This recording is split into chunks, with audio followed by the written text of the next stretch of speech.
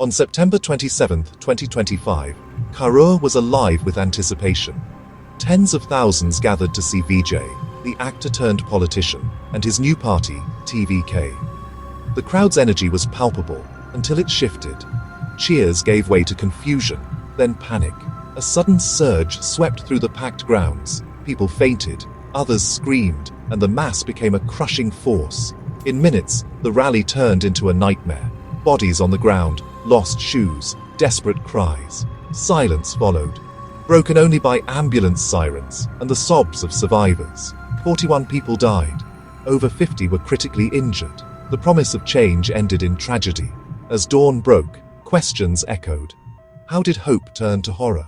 Was it just a tragic accident, or was something more at play? The search for answers had only begun.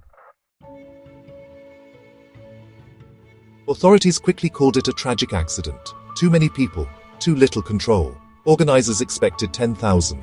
Up to 50,000 arrived, drawn by Vijay's star power. Official reports blamed crowd crush, fainting from exhaustion, a domino effect, chaos. Some said a missing child announcement or a loud noise sparked panic. But the core issue was density.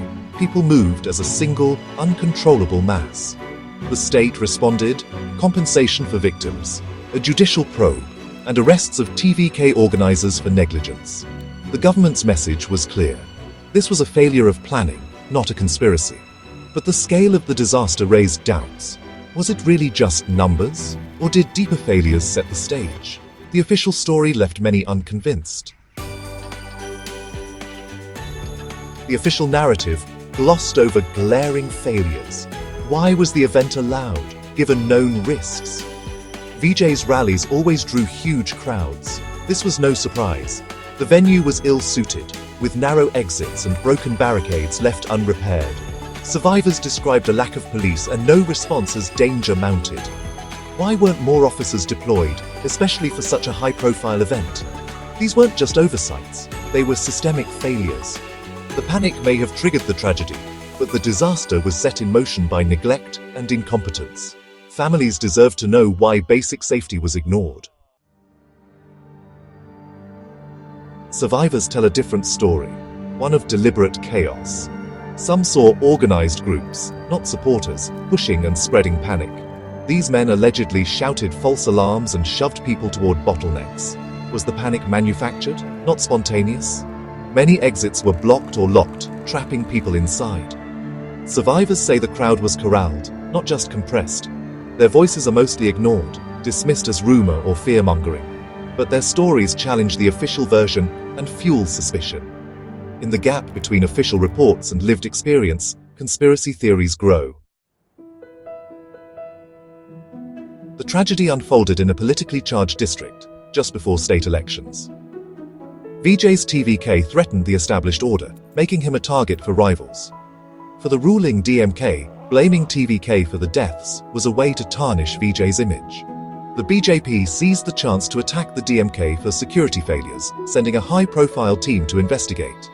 Vijay, caught in the crossfire, mourned publicly, but hinted at a deeper plot. In Tamil Nadu's ruthless politics, tragedy is never just tragedy, it's a weapon. Every party sought to spin the disaster to their advantage. The truth became just another piece in a high-stakes game. As the investigation dragged on, darker theories took root. Was the stampede engineered for political gain? Eyewitnesses spoke of agitators, and conveniently, some CCTV cameras failed at the crucial moment. Was this a cover-up, or just incompetence? Rumors swirled about financial irregularities. Was the chaos a smokescreen for missing funds? Some even whispered of a secret pact to destabilize the region ahead of elections. These theories persist because the official story leaves too many questions unanswered. Karur is left with grief and suspicion. Compensation and commissions offer little comfort to families seeking real answers. Why were warnings ignored? Who blocked the exits? Who incited the panic? Until these questions are answered, the official narrative will never satisfy a wounded public. The silence from authorities is deafening.